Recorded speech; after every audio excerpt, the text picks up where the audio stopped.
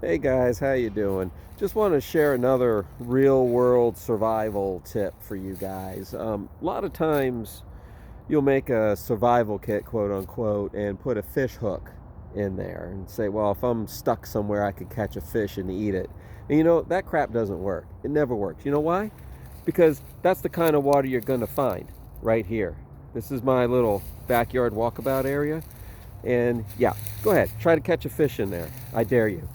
You know, you're better off not to bring the fish hook and give yourselves any false illusions, but learn how to live off the land, learn how to catch game. And also, in my last video, I talked about beer cans. Well, you can also use plastic bottles for other things too. They're just as prevalent no matter how remote you think you are out in the wilderness. But that's my real world tip for you guys.